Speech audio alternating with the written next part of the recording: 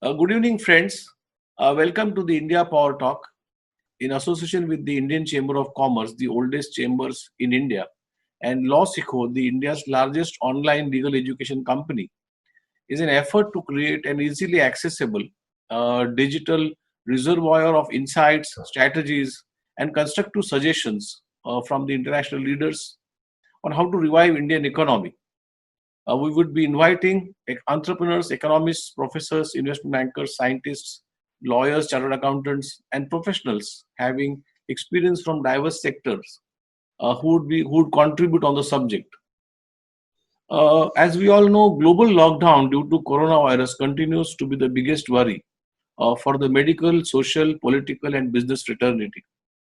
We may be able to find medical solution, but the economic impact could be huge, wide, and deep, and therefore it is necessary to continue to find solutions and opportunities to survive, and not only survive but also thrive post COVID-19. And to talk on the insight, strategy, and experience, we have today a highly experienced and distinguished, truly exceptional leader, Ronald C. Gunnell from Salt Lake City, US. But before I invite Mr. Gunnell to speak his mind, let me give a short introduction. In 1986, Ron co-founded Health Benefits America (HBA), which became the largest benefits outsourcing company in the United States. HBA provided services to over 50 of the America's largest and respected Fortune 100 companies, managing the healthcare of millions of active and retired employees.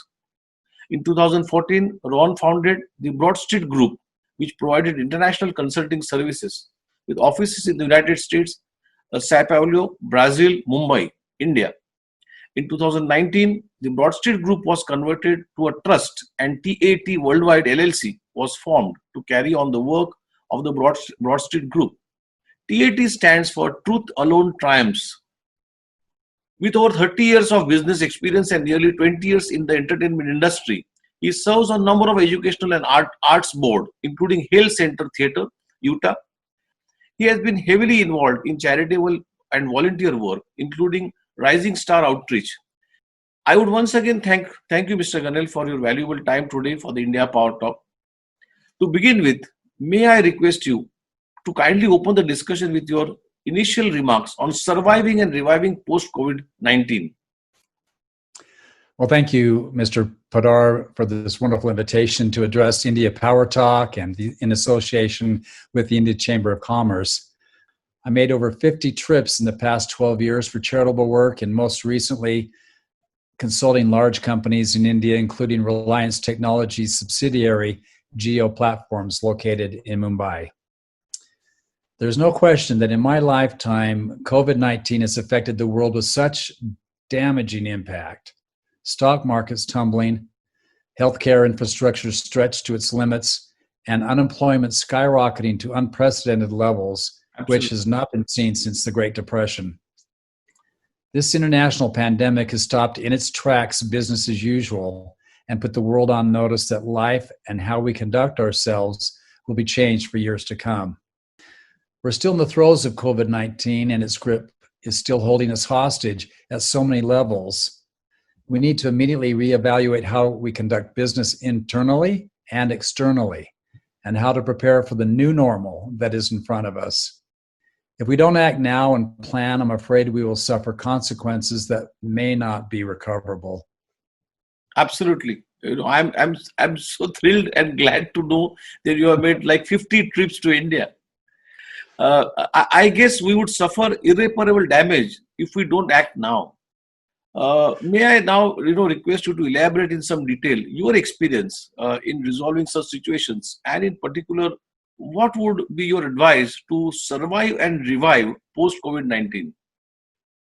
I like to call it surviving and thriving COVID-19 in the business marketplace, and it's universal and international.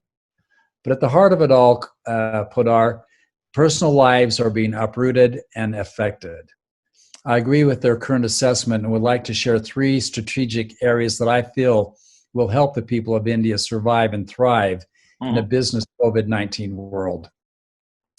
They are recovering revenue, rebuilding operations, and the third one is rethinking the organization. First, let me talk a little bit about recovering revenue. It's a tricky proposition.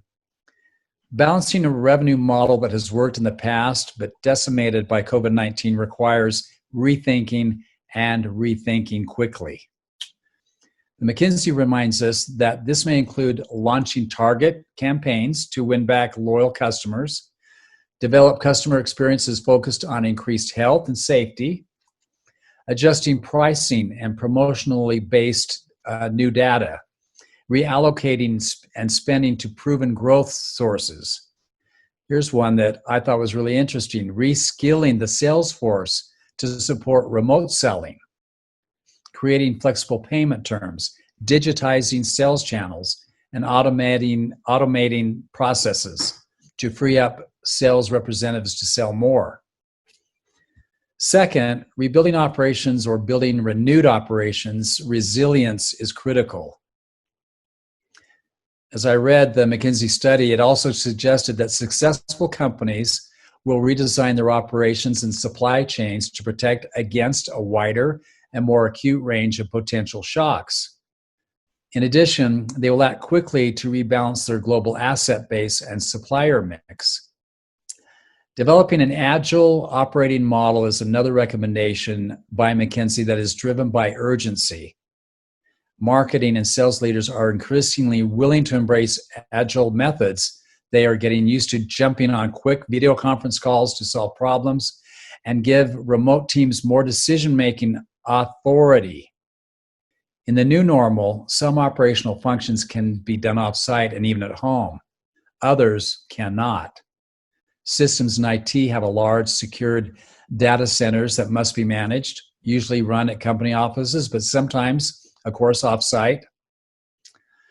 Marketing and sales offices who require group and team strategy meetings are now Zooming, FaceTiming, Google Hangouts, GoToMeeting, and many other video conferencing techniques to do business, just like we're doing today, Podar. Yeah. Third, rethinking the organization. This is very important to me. Companies need to understand the power of interpersonal relationships, what I call perception versus reception in the post-COVID-19 new normal, which will demand a greater respect for the power of interpersonal relationships, not only between coworkers, but up the entire workforce ladder. Here in the United States, for example, Walmart is the first and largest employer to notify 10,000 employees that they will now be working permanently from their homes. The McKinsey research showed that in 2019, a leading retailer was exploring how to launch a curbside delivery business. The plan stretched over 18 months.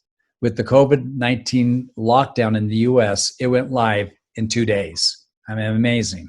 That we have roughly around 4.5 millions of small and medium companies. And of course, large companies, large number of startups we have in India. And the number of startups is just growing. They are hungry for capital, technology, innovation. And they are badly hit by the COVID-19 lockdown. What would be your advice to them, particularly the SME, MSME, and the startups to accelerate and growth? My advice for small and medium companies is to accelerate the adoption of new digital solutions. Lastly, I'd like to talk a little bit about being truthful with your organization and with your customers. As the India flag reminds us, truth alone triumphs.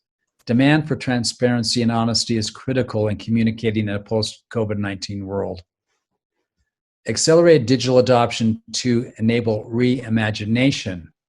Refocus digital efforts to reflect changing customer expectations, increase the speed and productivity of digital solutions.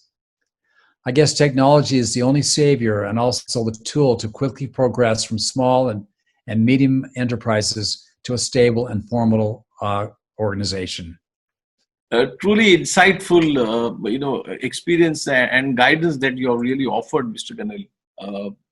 I really thank you for that, and I'm sure a lot of SME and the startup world would really learn from this. Digitization is the only answer, I guess. Yes.